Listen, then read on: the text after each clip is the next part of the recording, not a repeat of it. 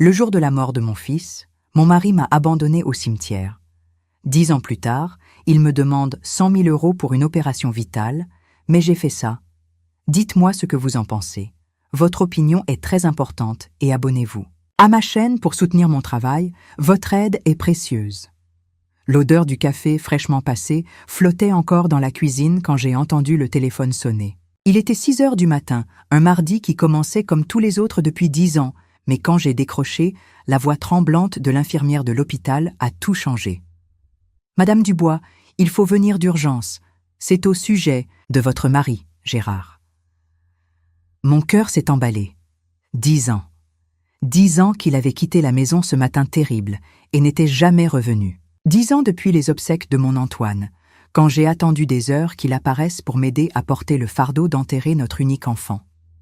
Mon garçon de 15 ans, parti dans un accident de scooter un dimanche après-midi, alors qu'il allait voir son ami à 2 pas de la maison. J'ai enfilé la première robe que j'ai trouvée dans l'armoire, cette bleue marine que je réserve pour les occasions graves. J'ai attaché mes cheveux grisonnants en un chignon à la hâte et je suis sortie de chez moi sans même fermer la porte à clé. Mes mains tremblaient, tellement que j'avais du mal à démarrer la vieille voiture que j'utilise pour livrer mes créations de couture aux clientes. À l'hôpital régional de Chartres, une infirmière d'une trentaine d'années m'a conduite dans un couloir rempli de brancards. « Il a donné votre nom comme contact d'urgence », a-t-elle expliqué en feuilletant un dossier. « Il a dit que vous étiez sa femme. »« Épouse ». Le mot a résonné dans ma tête comme une blague cruelle. Comment osait-il m'appeler sa femme après m'avoir abandonné au pire moment de ma vie? Après avoir disparu pendant une décennie entière? Sans donner de nouvelles, sans demander comment j'allais, si j'avais besoin de quelque chose? Qu'est-ce qui lui est arrivé? Ai-je demandé en essayant de garder une voix ferme. Malaise dans la rue, il est déshydraté, affaibli. Le médecin souhaite vous parler. Quand je suis entrée dans la chambre, j'ai failli ne pas reconnaître l'homme allongé sur ce lit. Gérard était plus maigre, beaucoup plus maigre, les cheveux complètement gris, la peau jaunâtre. Ses yeux, qui avaient été si beaux, paraissaient maintenant enfoncés, perdus. Quand il m'a vue, il a essayé de sourire, mais c'était plutôt une grimace de douleur. « Firmina » a-t-il murmuré en tendant la main vers moi. Je ne l'ai pas prise. « Pourquoi as-tu mis mon nom comme contact » ai-je demandé en restant debout, loin du lit. « Pourquoi, après 10 ans, tu as encore mon numéro de téléphone en mémoire ?»« Parce que tu es la seule personne qui me reste au monde » a-t-il répondu, la voix faible. « Je sais que je n'ai pas ce droit. Je sais que je t'ai beaucoup blessé, mais... » « Blessé » ai-je interrompu en sentant une colère ancienne me monter à la gorge. « Tu m'as abandonné aux funérailles de notre fils, Gérard. Tu m'as laissé, seul tenant cette rose blanche, seul pour jeter de la terre sur le cercueil de mon enfant. » Il a fermé les yeux, comme si chaque mot était une gifle. Le médecin est entré à ce moment-là, un homme d'âge mûr, au visage fatigué. « Madame Dubois, je dois vous parler de l'état de santé de votre mari. » « Ex-mari » ai-je corrigé automatiquement. « Oui, enfin, il a de graves problèmes au foie. Des années d'alcoolisme. La situation est préoccupante. » Je suis restée silencieuse, absorbant l'information. Gérard a toujours bu, depuis que nous nous sommes rencontrés, mais je n'aurais jamais pensé que ça en arriverait là. « Quel est le traitement » ai-je demandé, plus par politesse que par réelle inquiétude. « Il va devoir arrêter complètement. De boire, faire un suivi médical rigoureux, changer complètement son alimentation. S'il prend bien soin de lui, il peut avoir une vie normale. » Quand le médecin est sorti, Gérard m'a regardé avec ses yeux suppliants que je connaissais si bien. « Firmina, j'ai besoin de ton aide. »« Mon aide ? Je n'ai plus personne. L'appartement où je vis n'est pas à moi. Je n'ai pas les moyens de payer un traitement privé. Par la Sécu, ça prendra des années. Et qu'est-ce que ça a à voir ? Avec moi ? Tu as toujours été doué avec l'argent, tu as toujours su gérer les choses. Je sais que tu as tes économies de la couture. J'ai eu l'impression de recevoir un coup de poing dans l'estomac. 10 ans de silence, et maintenant il réapparaît en me demandant de l'argent. Mon argent. L'argent que j'ai mis de côté sou par sou, en cousant jusqu'à des heures tardives, en vivant avec le minimum pour survivre. Combien ai-je demandé sèchement. 100 000 euros pour une transplantation privée? Transplantation. Le mot résonnait dans l'air entre nous. 100 000 euros. Toute ma vie d'économie, tout mon avenir, ma sécurité. Je vais réfléchir, ai-je dit en prenant mon sac. Firmina, s'il te plaît, ne m'abandonne pas comme tu m'as abandonné, ai-je complété la phrase. C'est exactement ce que tu allais dire. Je suis sortie de cette chambre sans me retourner. Dans le couloir de l'hôpital, j'ai senti mes jambes flageoler. J'ai dû m'asseoir sur un banc en plastique, essayer de remettre de l'ordre dans mes pensées. 10 ans. 10 ans à vivre seule dans cette maison à Chartres, à travailler sur ma machine Singer, à parler au portrait d'Antoine, comme s'il pouvait m'entendre. Et maintenant, Gérard revenait, malade, demandant de l'aide, m'appelant sa femme comme si de rien n'était. Je suis arrivée chez moi quand le soleil était déjà haut. L'atelier de couture se trouvait au fond de la maison, et j'avais 3 robes à livrer avant vendredi. Mais je n'arrivais pas à me concentrer. Mes mains tremblaient sur le tissu, et chaque point que je faisais semblait de travers, faux. Le soir, assise sur la terrasse avec une tasse de tisane à la camomille, j'ai regardé les étoiles et réfléchi à ce que je devais faire. Antoine avait l'habitude de s'asseoir avec moi là quand il était petit, pointant le ciel et inventant des histoires sur chaque constellation. « Qu'est-ce que je fais, mon fils ?» ai-je murmuré au vent. « Qu'est-ce que je fais avec ton père ?» Le téléphone a sonné. C'était Gérard qui appelait depuis l'hôpital. « Firmina, je sais que je n'ai pas le droit de te demander quoi que ce soit, mais tu es mon seul espoir. »« Gérard, tu m'as abandonné. Tu as quitté la maison le jour de l'enterrement de notre fils et tu n'es jamais revenu. Tu n'as jamais envoyé une lettre. Tu n'as jamais appelé pour savoir si j'allais bien. 10 ans, Gérard. 10 ans pendant lesquels tu m'as effacé de ta vie. Je sais que j'ai tout fait de travers. Mais maintenant j'ai besoin de toi. » J'ai raccroché le téléphone et je suis allée me coucher. Mais le sommeil n'est pas venu. J'ai passé toute la nuit à penser à cette rose blanche que j'ai tenue seule au cimetière, à ce moment où j'avais le plus besoin de lui et où il n'était tout simplement pas là. Le lendemain matin, j'ai décidé d'aller le voir à nouveau. Non pas par compassion, mais parce que j'avais besoin de réponses. J'avais besoin de comprendre où il avait été pendant toutes ces années, comment il avait vécu, pourquoi il avait disparu. Quand je suis arrivée à l'hôpital, il était déjà réveillé, un peu mieux que la veille. « Tu es revenu », a-t-il dit avec un soulagement sincère dans la voix.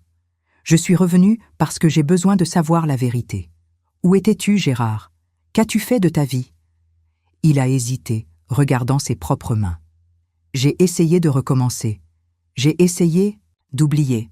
Oublier quoi? Notre fils? Ou moi? Les deux, a-t-il avoué, la voix presque inaudible. La douleur était trop forte, Firmina. Chaque jour se réveiller et se souvenir qu'Antoine n'était plus là. Je ne pouvais pas supporter ça. Et tu crois que c'était facile pour moi? Des larmes ont commencé à couler sur son visage. Je sais que j'ai été lâche. Je sais que j'aurais dû rester, j'aurais dû t'aider. Mais je n'arrivais pas à être fort comme toi. Forte? Ai-je répété en sentant une amertume me monter à la gorge. Tu crois que j'étais forte? Je pleurais tous les soirs, Gérard. Je parlais au mur, à ces vêtements qui sont encore rangés dans l'armoire. La force, c'est ce que j'ai dû trouver, parce que je n'avais pas le choix. Parce que quelqu'un devait maintenir cette maison debout. Nous sommes restés silencieux, pendant quelques minutes. Je regardais par la fenêtre de la chambre, observant l'animation de la rue, les gens allant et venant avec leur vie normale. « Firmina », a-t-il appelé doucement. « Tu peux me pardonner ?» J'ai regardé cet homme qui avait été mon mari, le père de mon fils, et je n'ai vu qu'un étranger brisé en train de mendier. « Je ne sais pas, Gérard, » ai-je répondu honnêtement. « Je ne sais pas si je peux. » Il était midi quand je suis sortie de l'hôpital. Gérard m'avait donné une adresse où il vivait. Il avait dit que quand il serait sorti, il voudrait me parler plus calmement. J'ai gardé le papier dans mon sac, sans savoir si je l'utiliserais. Cet après-midi-là, alors que je cousais une robe de mariée, je réfléchissais à la façon dont la vie prend des tournants étranges. J'étais là, en train de préparer une robe pour quelqu'un qui allait commencer une nouvelle vie, alors que mon passé revenait me hanter. 3 jours plus tard, Gérard est sorti de l'hôpital. Il est apparu à ma porte un jeudi après-midi, ne portant qu'un sac en plastique avec ses affaires. Il était plus propre, rasé, mais il avait toujours cet aspect abattu de quelqu'un qui porte un fardeau trop lourd. « Je peux entrer ?» a-t-il demandé, hésitant sur le pas de la porte de la cuisine. Je l'ai laissé entrer, mais je ne lui ai pas proposé de café, ni ne l'ai invité à s'asseoir. Il est resté debout, regardant, autour de la maison qui avait été la nôtre, remarquant que j'avais changé quelques meubles de place, que j'avais mis des plantes là où se trouvait autrefois son fauteuil. « La maison est différente », a-t-il commenté. « 10 ans font la différence. » Ai-je répondu en continuant à plier les vêtements que je sortais de l'étendoir. « Firmina, à propos de l'argent que je t'ai demandé, j'y réfléchis encore. C'est que, enfin, il y a quelque chose que je dois te dire, sur l'endroit où j'étais pendant toutes ces années. » J'ai arrêté de plier les vêtements et je l'ai regardé. Quelque chose dans le ton de sa voix me disait qu'une confession difficile allait suivre. « Je me suis remarié », a-t-il dit rapidement, comme pour arracher un pansement. J'ai eu l'impression que le sol s'était dérobé sous mes pieds. Même en sachant que c'était une possibilité, même après 10 ans, la nouvelle m'a frappé comme un coup de poing dans l'estomac. « Remarié ?» ai-je répété en essayant de garder une voix ferme. « Il y a 8 ans, avec une enseignante, Isabelle. Mais, s'est-il empressé d'ajouter en voyant mon expression, elle ne sait rien. Elle ne sait rien de toi, rien d'Antoine. Elle ne sait rien ? Je lui ai dit que j'avais été mariée avant, mais j'ai dit que ma première femme avait déménagé dans une autre région. Je n'ai pas pu parler du garçon, Firmina. Je n'ai pas pu parler de... Tu as effacé notre fils de ta vie, ai-je dit doucement en sentant une nouvelle douleur naître dans ma poitrine. Complètement. Ce n'est pas comme ça. Je ne pouvais. Juste pas.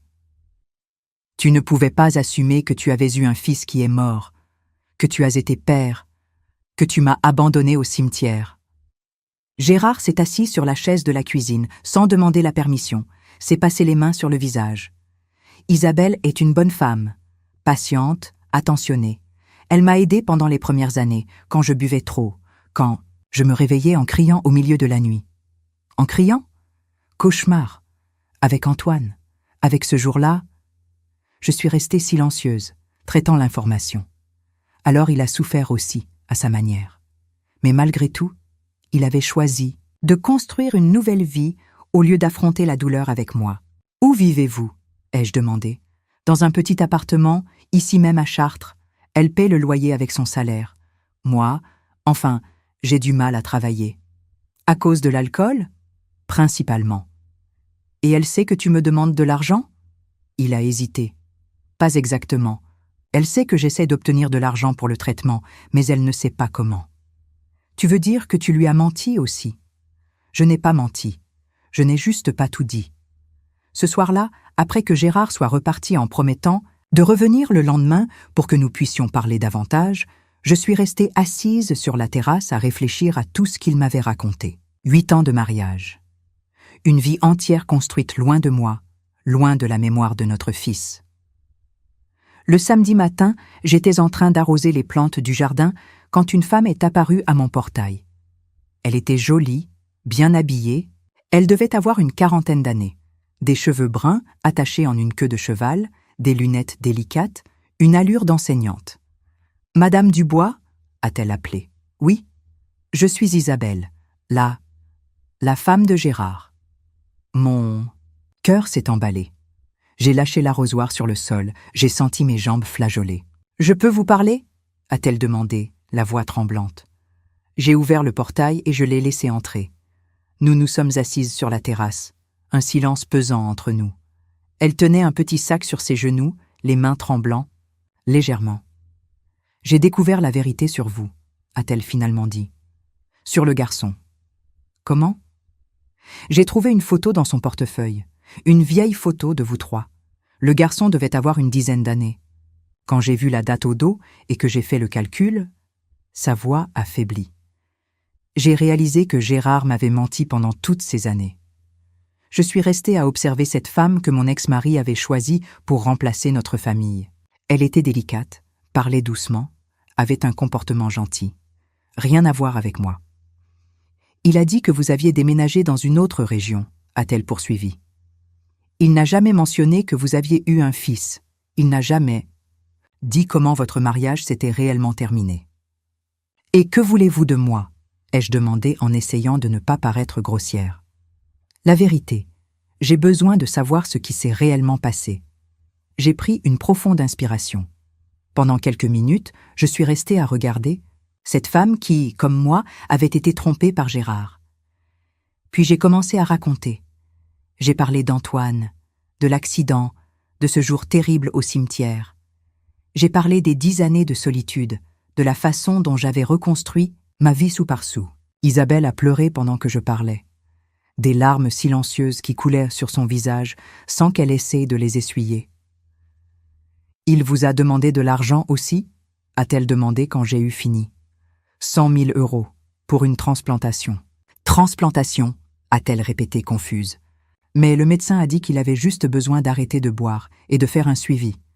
Il n'a rien dit sur une transplantation. J'ai eu un frisson dans le ventre. Vous êtes sûr ? Absolument. J'étais avec lui lors de la consultation, la semaine dernière. Nous sommes restées silencieuses pendant quelques minutes, chacune traitant ce que cela signifiait. Il y a une autre chose, a dit Isabelle en ouvrant son sac. J'ai trouvé ça à la maison. C'était un papier froissé, avec quelques chiffres notés. Des sommes, des dates, des noms que je ne connaissais pas. Ce sont des paris, a-t-elle expliqué. Des paris en ligne. J'ai découvert qu'il avait dépensé l'argent de la vente de notre réfrigérateur en pariant. Et il a d'autres dettes. Beaucoup de dettes. Vente du réfrigérateur. Il l'a vendu sans me le dire. Il a dit qu'il était cassé et qu'il allait en acheter un autre, mais l'argent a disparu. C'est là que j'ai commencé à me méfier. La réalité a commencé à se former dans ma tête comme un puzzle macabre. Gérard n'était pas seulement malade et désespéré. Il mentait. À moi, à elle, probablement à tout le monde.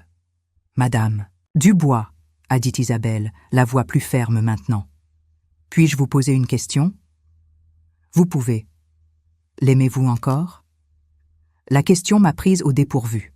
Je suis restée quelques secondes sans réponse, regardant les plantes du jardin, réfléchissant à la façon de répondre honnêtement. « Je ne sais pas », ai-je finalement dit. « Je crois que j'aime le souvenir de l'homme qu'il était, le père de mon fils. Mais cet homme qui demande de l'argent maintenant, celui-là, je ne le connais pas. Il m'a dit que vous n'aviez jamais divorcé officiellement. C'est vrai, nous n'avons jamais fait les papiers. Alors, techniquement, je ne suis même pas sa femme. » L'ironie de la situation pesait sur nous deux. Nous étions là, deux femmes trompées par le même homme, découvrant que notre vie était un mensonge. « Qu'est-ce que tu vas faire ?» ai-je demandé. « Je vais partir. C'est décidé. J'ai une proposition de travail à Rennes, dans une meilleure école. J'hésitais parce que je ne voulais pas laisser Gérard seul, mais maintenant, tu as découvert qu'il n'a jamais été honnête avec toi. » Exactement. Isabelle s'est levée pour partir, mais avant, elle s'est retournée vers moi. « Madame Dubois, si vous me permettez un conseil, ne lui donnez pas l'argent. Ce n'est pas pour un traitement médical. C'est pour rembourser des dettes de jeu. » Après son départ, je suis restée assise sur la terrasse jusqu'à la nuit. Tout ce que Gérard m'avait raconté était un mensonge. La transplantation, l'urgence, l'histoire selon laquelle j'étais la seule personne qui lui restait au monde. Tout était faux. Le dimanche, il est apparu chez moi plus tôt que d'habitude, avec un bouquet de fleurs jaunes, les mêmes que je portais sur la tombe d'Antoine. « Je te les ai apportées », a-t-il dit en m'offrant les fleurs. « Où as-tu trouvé l'argent pour acheter des fleurs ?»« J'ai emprunté à un ami. »« Quel ami ? Tu n'as pas d'amis. » Il est resté sans réponse, tenant le bouquet comme un idiot. « Gérard, » ai-je dit en le laissant entrer dans la cuisine, « ta femme était là hier. » La couleur a disparu de son visage. « Isabelle ?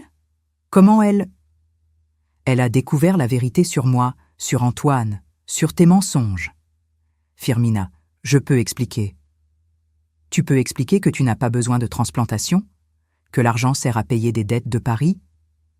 Il s'est effondré sur la chaise, les fleurs tombant sur le sol. « Comment tu as su ?» Elle m'a tout raconté. Les ventes cachées, les mensonges, les paris en ligne. Firmina, je jure que je veux arrêter. Si tu m'aides cette fois, je jure que je ne recommencerai plus jamais. Combien de fois as-tu dit ça à elle? Silence.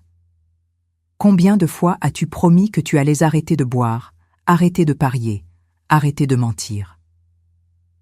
C'est différent. Cette fois, c'est réel. Réel? Ai-je répété en sentant la colère monter. Tu sais ce qui est réel, Gérard? Réel, c'est que tu m'as abandonné le pire jour de ma vie. Réel, c'est que tu as effacé notre fils de ton histoire. Réel, c'est que tu réapparais ici après 10 ans en me demandant l'argent que j'ai mis de côté en travaillant seul. Il a essayé de parler, mais j'ai continué. Réel, c'est que tu mens à une bonne femme qui t'a aimé pendant 8 ans. Réel, c'est que tu utilises le souvenir de notre fils pour me faire du chantage émotionnel. Ce n'est pas du chantage. Si, Gérard, et ça ne marchera pas. J'ai ramassé les fleurs sur le sol et je les ai jetées à la poubelle. Je veux que tu sortes de chez moi et que tu ne reviennes plus. Firmina, s'il te plaît. Sors. Il s'est levé lentement, a ramassé le sac qu'il avait laissé sur le sol. Si tu ne m'aides pas, je vais mourir, a-t-il dit sur le pas de la porte. Alors meurs comme tu as vécu, ai-je répondu, seul et en mentant. Quand il est parti, j'ai fermé la porte à clé et je me suis appuyée contre elle, en pleurant. Pas de tristesse, mais un mélange de colère et de soulagement. J'avais enfin dit tout ce que j'avais gardé pendant 10 ans. Mais au fond, je savais que ce ne serait pas la dernière fois que je le verrais. 2 semaines se sont écoulées dans le silence. Gérard n'est plus apparu à ma porte, et pendant quelques jours, j'ai cru qu'il avait finalement abandonné. Je suis retournée à ma routine. Me lever à 5 heures du matin, café noir, m'asseoir devant ma machine Singer et coudre jusqu'à ce que ma vue se fatigue. C'était une vie simple, mais c'était la mienne. C'est un mardi après-midi, alors. Que j'étais en train d'ajuster une robe de fin d'année, que le téléphone a sonné. De l'autre côté de la ligne, une voix féminine que j'ai reconnue tout de suite. Firmina, c'est Claudie, ma sœur cadette qui vit à Rennes. Cela faisait des mois que nous n'avions pas parlé correctement, seulement quelques messages rapides sur WhatsApp de temps en temps. Claudie, quelle surprise, ai-je dit en abandonnant la couture. Tout va bien? Firmina, je dois te dire quelque chose. C'est à propos de Gérard. J'ai senti mon estomac se serrer. Qu'est-ce qu'il y a avec Gérard? Il m'a appelé la semaine dernière. Il a dit que tu étais malade, que tu avais besoin d'une aide financière urgente, mais que tu avais honte de me le demander. Le monde a semblé s'arrêter autour de moi. Il a dit quoi? Que tu avais de graves problèmes de santé, que tu avais besoin d'argent pour des examens et des médicaments, mais que tu ne voulais pas m'inquiéter. Firmina, pourquoi tu ne m'as rien dit? Mes mains ont commencé à trembler en tenant le téléphone. Claudie, je ne suis pas malade, je n'ai besoin d'aucun argent. Silence de l'autre côté de la ligne. Comment ça, tu n'es pas malade? Gérard a dit. Gérard a menti, ai-je interrompu en sentant la colère monter dans ma poitrine comme un brasier. Il t'a menti, comme il a menti à tout le monde. Mais j'ai déjà viré l'argent. 15 000 €, Firmina. C'était tout ce que j'avais mis de côté. 15 000 €. L'argent que ma sœur mettait de côté depuis des années, en travaillant comme secrétaire, en vivant simplement pour pouvoir avoir une réserve.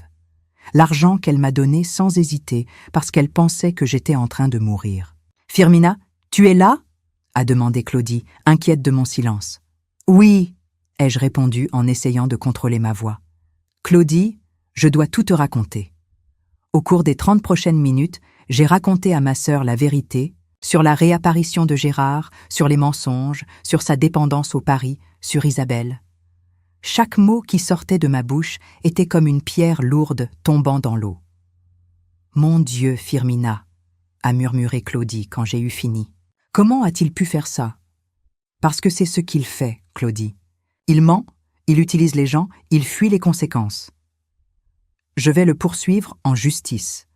Je vais récupérer mon argent. Il a probablement déjà tout dépensé en pariant. Peu importe, il ne peut pas s'en sortir comme ça après avoir trompé sa propre famille. Après avoir raccroché, je suis restée assise sur la chaise à coudre pendant près d'une heure à regarder simplement la robe à moitié terminée. 15 000 € de ma sœur. L'argent qu'elle m'a donné par amour, en pensant que j'étais dans le besoin, et qui s'était maintenant transformé en jetons de paris en ligne. Ce soir-là, je n'ai pas réussi à dormir. Je me suis retournée dans le lit en pensant à la façon dont Gérard avait réussi à être encore plus bas que ce que j'imaginais. Utiliser mon nom, inventer que j'étais malade, tromper ma famille. Où était l'homme qui m'avait aimé un jour? Où était le père qui jouait avec Antoine dans le jardin? Le lendemain matin, j'ai décidé que je ne pouvais pas laisser passer ça. Je me suis préparée avec soin, j'ai pris l'adresse que Gérard m'avait donnée et je suis allée le chercher. L'appartement se trouvait dans un ensemble d'habitations simples, de l'autre côté de la ville. J'ai monté 3 étages, à la recherche du numéro 304. Quand j'ai frappé à la porte, c'est une voisine qui a répondu. « Si vous cherchez Gérard, il n'est pas là », a-t-elle dit en m'examinant de la tête aux pieds. « Il est parti tôt, mais sa femme est là. Isabelle est là ?»« Oui, la pauvre, elle est en train de déménager. Elle part aujourd'hui même. » J'ai demandé à lui parler. Isabelle est apparue à la porte en portant une boîte de livres, le visage fatigué, les yeux gonflés. « Madame Dubois, que faites-vous ici ?»« Je dois vous parler de ce que Gérard a fait à ma famille. » Elle a posé la boîte par terre et m'a invitée à entrer. L'appartement était presque vide, seulement quelques cartons éparpillés sur le sol et des meubles basiques.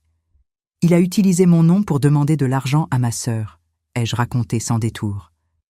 Isabelle a fermé les yeux en secouant la tête. 15 000 €?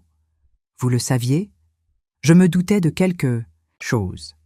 La semaine dernière, il est apparu avec de l'argent. Il a dit qu'un ami lui avait prêté. Mais quel ami? Il n'a pas d'amis, il ne travaille pas, il ne sort pas de chez lui, sauf pour... Elle a hésité. Pourquoi? Pour aller dans la maison de Paris. Il y en a une dans la rue derrière qui est ouverte jusqu'à tard. Maison. Une de Paris, ce n'est pas seulement en ligne? En ligne aussi, mais quand il n'a pas Internet ou quand sa carte est bloquée, il va dans la maison de Paris physique. Il y reste des heures. Isabelle s'est assise sur un carton, l'air épuisé. « Madame Dubois, j'ai épousé un homme qui n'existait pas. Pendant ces 8 années, il a inventé une vie entière. Il a dit qu'il travaillait dans la vente, qu'il avait de l'argent de côté, qu'il allait me donner une belle vie. Et vous subveniez aux besoins de la maison? Depuis le 1er mois. Il avait toujours une excuse. Il était entre 2 emplois. Son salaire était en retard. Il y avait eu un problème dans son entreprise. J'y croyais parce que je voulais y croire. Pourquoi partez-vous aujourd'hui? Parce que j'ai découvert qu'il a falsifié ma signature pour demander un prêt à la banque où j'ai mon compte. 15 000 € à mon nom. Quand je suis allée payer ma facture de carte, j'ai découvert que j'étais endettée. J'ai eu l'impression de recevoir un coup de poing. En plus de l'argent de ma sœur, il a encore pris 15 000 à votre date. Non? 30 000 € en une semaine, Madame Dubois. 30 000 qui sont allés directement dans les paris. Nous sommes restées silencieuses, 2 femmes détruites par le même homme. Où est-il maintenant? Ai-je demandé. Je ne sais pas. Il est parti hier soir après que je lui ai dit que j'allais partir. Il n'est pas revenu dormir. Isabelle, vous allez porter plainte? Je l'ai déjà fait. Je suis allée au commissariat. Hier matin, faux et usage de faux, escroquerie. L'avocat a dit que j'avais un dossier solide. Et moi, est-ce que je peux faire quelque chose pour l'argent de ma sœur? Vous pouvez. Contacter un avocat. Ensemble, nous pouvons au moins faire en sorte qu'il réponde pénalement. J'ai aidé Isabelle à porter les derniers cartons jusqu'à la voiture. C'était peu de choses, seulement des vêtements, des livres et quelques objets personnels. 8 années de vie qui tenaient dans le coffre d'une vieille Clio. Vous savez ce qui me fait le plus mal? A-t-elle dit en fermant le coffre. Ce n'est même pas l'argent. C'est de savoir que j'ai gâché 8 années de ma vie à aimer un mensonge. Je sais exactement ce que vous ressentez. Allez-vous bien? Oui. Et vous aussi. Isabelle m'a embrassée avant de monter dans la voiture. Merci de m'avoir raconté la vérité sur vous, sur le garçon. Maintenant, je comprends pourquoi il se réveillait en criant certaines nuits. Après son départ, je suis restée là, immobile devant cet immeuble, en pensant à la vie que Gérard avait construite avec des mensonges. 8 ans à tromper une bonne femme, à la faire subvenir aux besoins de la maison pendant qu'il dépensait son argent en pariant. Quand je suis arrivée chez moi, le téléphone sonnait. C'était Claudie à nouveau. Firmina, je suis allée à la banque pour essayer d'annuler le virement, mais il a déjà été validé il y a 1 semaine. Je sais, Claudie, j'ai parlé avec sa femme aujourd'hui. Elle m'a dit qu'il avait pris encore 15 000 en emprunt à son nom. 30 000 € en 1 semaine? Tout parié est perdu. Firmina, je vais à Chartres à la fin de la semaine. Nous allons le chercher ensemble. Ce n'est pas nécessaire, Claudie, j'ai déjà fait ce que je devais faire. Comment ça? J'ai déjà contacté un avocat. Nous allons le poursuivre en justice pour escroquerie, utilisation abusive de mon... Non. Tu peux te constituer partie civile aussi. Ce soir-là, alors que je dînais seule dans la cuisine, j'ai entendu un bruit à la porte de derrière. C'était Gérard, qui essayait d'ouvrir la porte avec une vieille clé qui ne fonctionnait plus depuis des années. « Firmina !» a-t-il crié depuis le jardin. « Ouvre la porte !» J'ai continué à dîner, en faisant semblant de ne pas entendre. « Firmina, je sais que tu es là. Il faut qu'on parle. » J'ai terminé ma soupe lentement, j'ai lavé mon assiette, j'ai tout rangé. C'est seulement après que je suis allée à la porte de derrière. « Qu'est-ce que tu veux? Il faut qu'on parle de ce que tu racontes partout. »« De tes mensonges? Ce ne sont pas des mensonges, Firmina, ce sont des complications. »« Des complications, ai-je répété, sans ouvrir la porte. C'est comme ça que tu appelles le fait de voler. 15 000 € à ma sœur? Je n'ai rien volé, j'ai emprunté. En utilisant mon nom, en inventant que j'étais malade. C'était pour te protéger. Me protéger de quoi? De savoir que j'étais désespérée. J'ai ouvert la porte, d'un coup, en le regardant pour la première fois, avec toute la colère que je ressentais. « Désespérée ?» ai-je crié. « Tu veux parler de désespoir? Je vais te dire ce que c'est, le désespoir. Firmina, s'il te plaît. Le désespoir, c'est enterrer un fils seul. Le désespoir, c'est travailler 16 heures par jour pour ne pas avoir le temps de penser à la douleur. Le désespoir. C'est parler à un portrait parce qu'il n'y a plus personne. Je sais, tu ne sais rien, tu as fui, tu as choisi de parier, de boire, de mentir, au lieu de rester et d'affronter la douleur avec moi. » Gérard a essayé d'entrer dans la cuisine, mais j'ai bloqué le passage. Et maintenant, tu reviens, après 10 ans, pour détruire le peu que j'ai réussi à reconstruire. Tu utilises mon nom pour tromper ma famille, tu utilises le souvenir de notre fils pour me faire du chantage. Ce n'est pas du chantage. Si, ça en est un. Et c'est fini, Gérard. C'est fini. Qu'est-ce que tu veux dire? J'ai contacté un avocat aujourd'hui. Tu vas répondre pénalement de ce que tu as fait. La couleur a disparu de son visage. Firmina, tu ne peux pas me faire ça. Je peux, et je l'ai déjà fait. À partir de maintenant, toute conversation entre nous se fera par le biais d'avocats. J'ai fermé la porte et j'ai verrouillé de l'intérieur. Gérard a frappé et crié pendant près d'1 demi-heure, mais je n'ai plus ouvert. Quand il est finalement parti, je tremblais. Mais pour la première fois depuis longtemps, ce n'était pas de peur ou de tristesse. C'était de colère. Une colère propre, libératrice. Et je savais que ce n'était que le début. 1 semaine. Après avoir porté plainte contre Gérard, j'étais en train de ranger les papiers de la maison pour les apporter à l'avocat quand j'ai trouvé quelque chose qui m'a glacé le sang. Parmi les anciens documents rangés dans une chemise jaunie, il y avait un acte de vente que je ne me souvenais pas avoir vu auparavant. Quand j'ai lu le document, j'ai eu l'impression que le sol avait disparu sous mes pieds. La maison où je vivais depuis plus de 20 ans, la maison où j'ai élevé mon fils, où je cousais tous les jours, où je gardais chaque souvenir de ma vie, cette maison n'était plus la mienne. Selon l'acte, daté d'il y a 8 ans, Gérard avait vendu sa part de la maison à un tiers. Comme nous étions mariés sous le régime de la communauté de biens, il avait droit à la moitié de la propriété. Et il avait vendu cette moitié sans me le dire, sans ma signature, en utilisant des documents que je ne savais pas comment il avait obtenus. Mes mains tremblaient en tenant ce papier. 8 ans. Il y a 8 ans que je vivais dans une maison qui, n'était pas entièrement la mienne, en payant des impôts, en faisant des rénovations, en prenant soin de tout comme si c'était à moi, alors qu'un étranger était propriétaire de la moitié de tout. Le téléphone a sonné, me sortant de mon choc. C'était Maître Lemoine, l'avocat que j'avais engagé. « Madame Dubois, je dois vous voir d'urgence. Il y a quelques questions concernant la procédure contre votre ex-mari. »« Maître Lemoine, je dois vous parler aussi. J'ai trouvé quelque chose. Un acte de vente. Ce serait possible cet après-midi, à 14 heures ? » Au cabinet de l'avocat, un homme d'une 50aine d'années au visage fatigué de quelqu'un qui a vu beaucoup de gens se faire arnaquer, j'ai posé l'acte de vente sur la table. « Maître, j'ai trouvé ça parmi mes papiers. Gérard a vendu. La moitié de ma maison sans que je le sache. » Maître Lemoine a pris le document, a mis ses lunettes et l'a lu lentement. À chaque ligne, son expression devenait plus sérieuse. « Madame Dubois, c'est une falsification de document. Regardez, a-t-il dit en pointant une signature à la fin de la page. C'est censé être votre signature autorisant la vente. J'ai regardé la signature. Elle ressemblait à la mienne, mais ce n'était pas la mienne. Il a falsifié ma signature ? Parfaitement. Et regardez la date. Avril 2016, 2 ans après qu'il ait épousé cette Isabelle. Qu'est-ce que ça veut dire ? Ça veut dire qu'il a utilisé l'argent de la vente de la moitié de votre maison pour impressionner sa nouvelle femme. Il lui a probablement raconté qu'il avait de l'argent, qu'il pouvait subvenir aux besoins de la maison.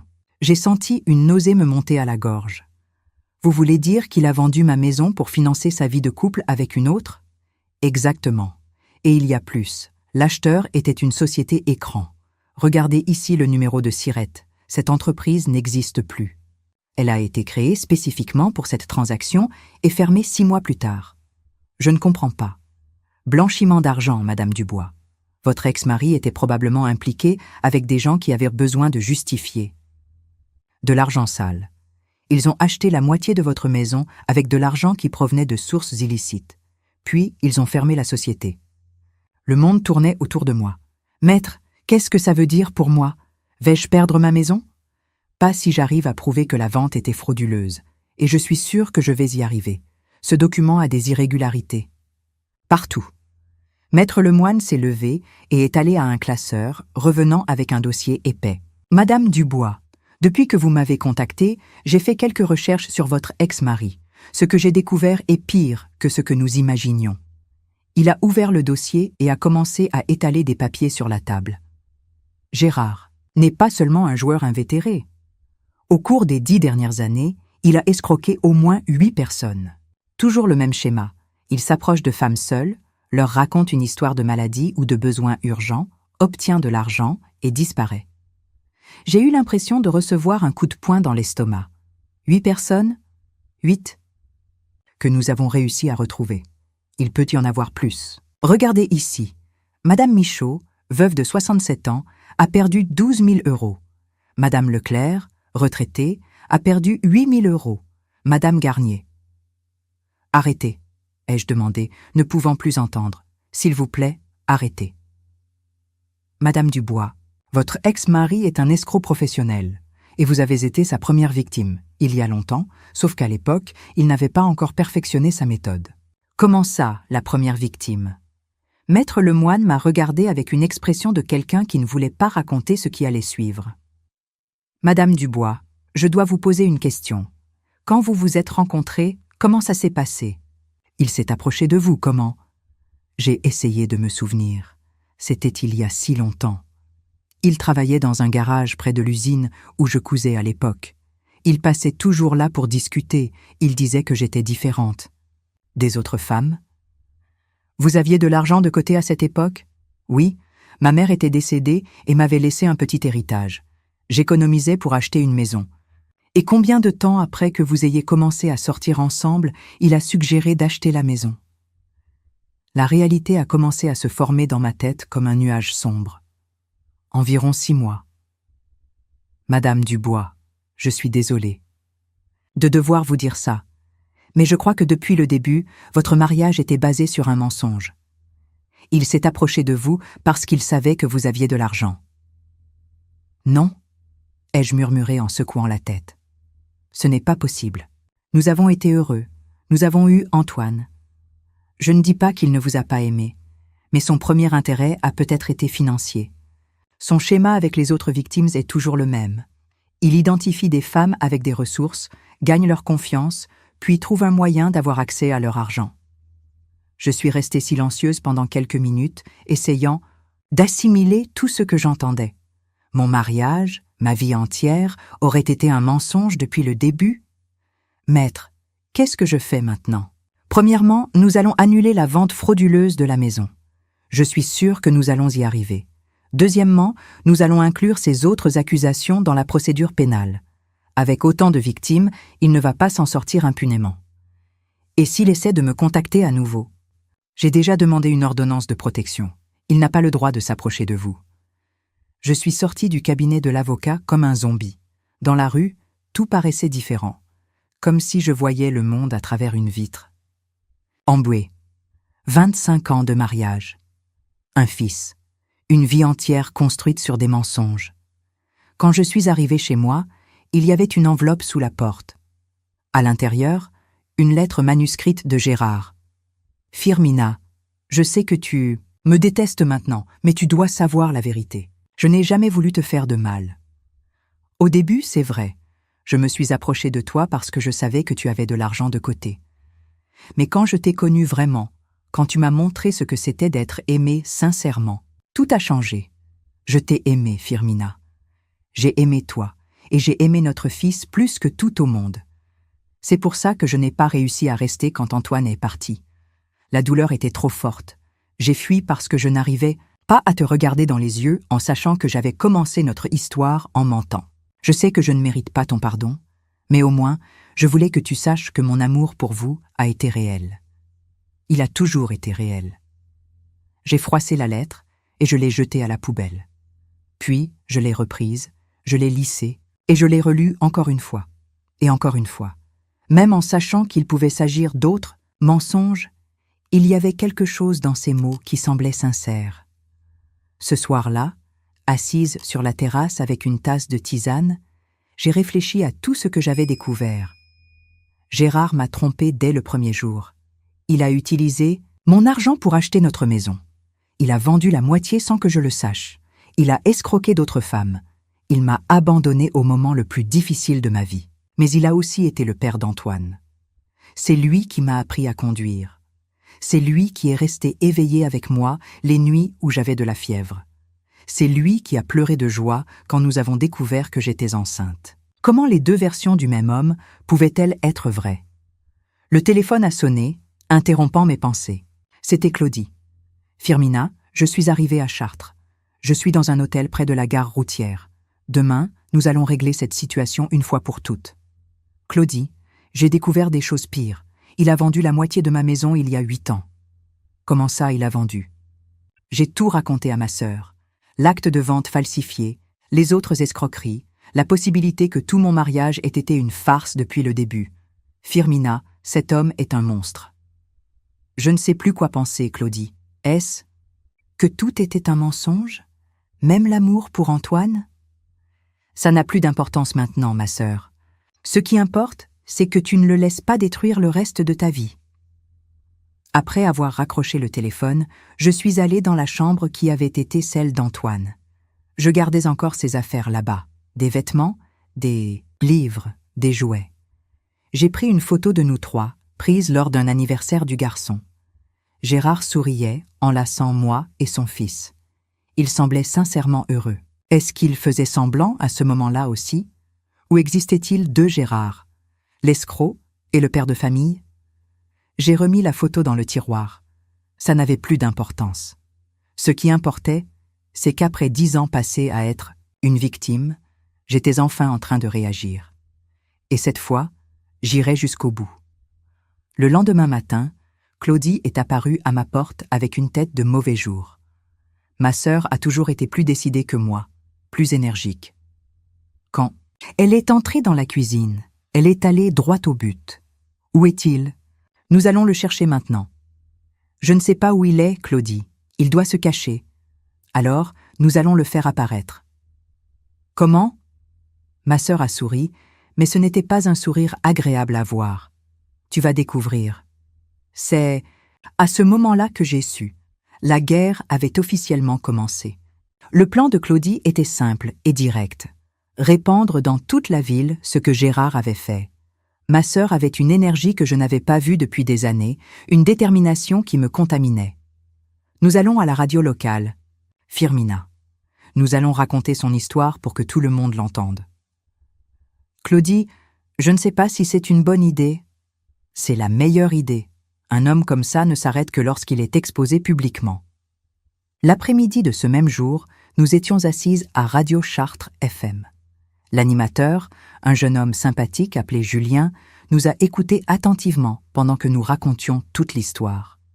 Quand nous avons terminé, il a secoué la tête, indigné. « Madame Dubois, avec votre permission, je voudrais faire une émission spéciale à ce sujet. Alerter les autres, surtout les dames âgées, sur ce type d'arnaque. »« Vous pouvez faire, » ai-je répondu en sentant un courage, nouveau naître en moi. Le lendemain, notre histoire était racontée dans toute la ville. Le téléphone n'arrêtait pas de sonner. Les voisines appelaient pour dire qu'elles avaient toujours soupçonné Gérard. D'autres femmes appelaient pour raconter qu'elles avaient également été approchées par lui avec des histoires similaires, mais qu'elles n'avaient pas été dupées. C'est lors d'un de ces appels que j'ai reçu l'information qui allait tout changer. « Madame Dubois ?» a dit une voix féminine à l'autre bout du fil. « Je suis Jeanne. Je travaille à la mairie.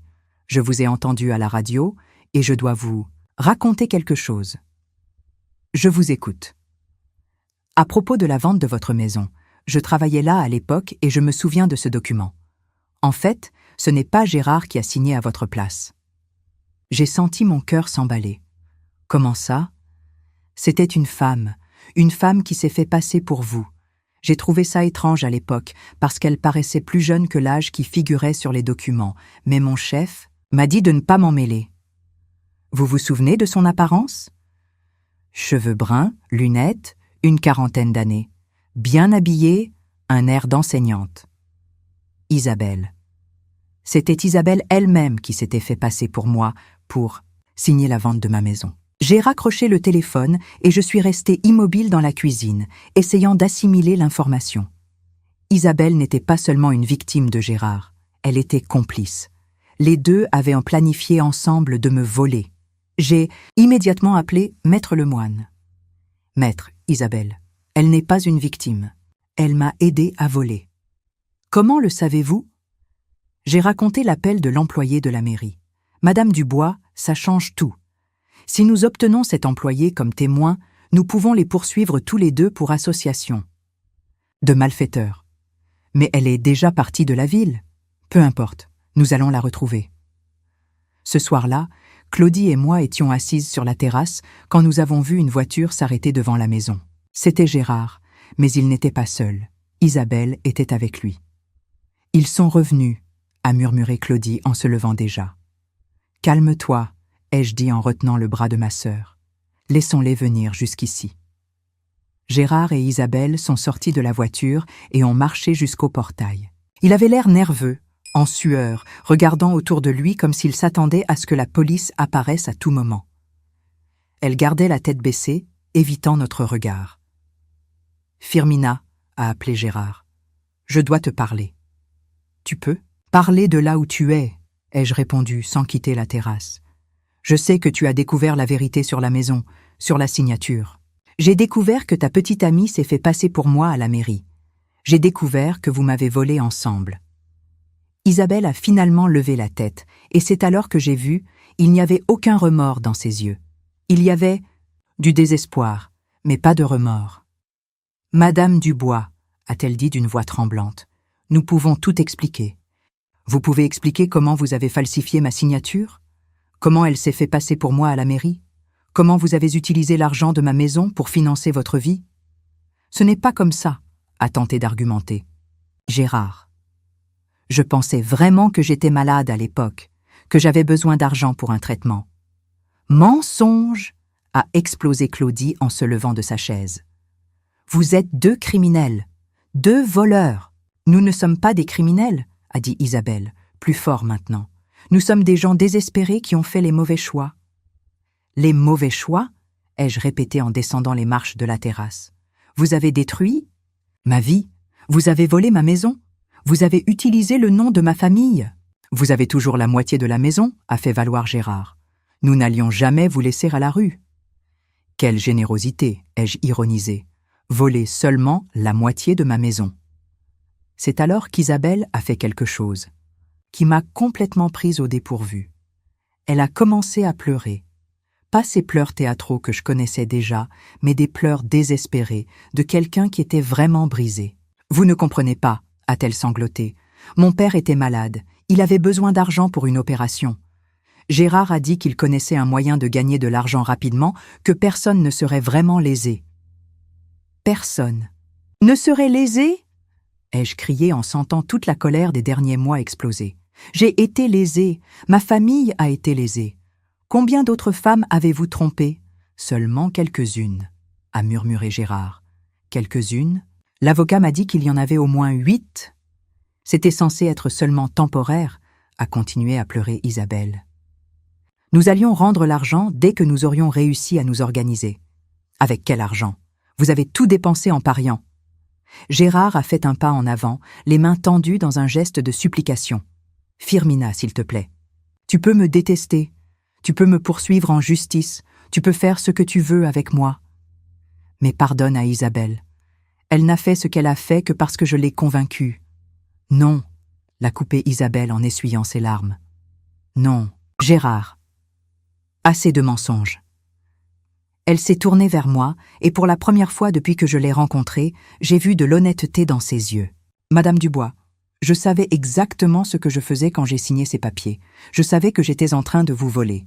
Je l'ai fait parce que je voulais l'argent, parce que je voulais une meilleure vie, parce que je pensais que nous méritions plus que ce que nous avions. Le silence qui a suivi était lourd comme du plomb. Et maintenant, ai-je demandé. Maintenant que vous avez tout perdu en pariant, maintenant que le château de cartes s'est effondré, que voulez-vous? De moi? Le pardon? A simplement dit Gérard. Le pardon? Ai-je répété en riant presque de l'ironie. Vous voulez le pardon?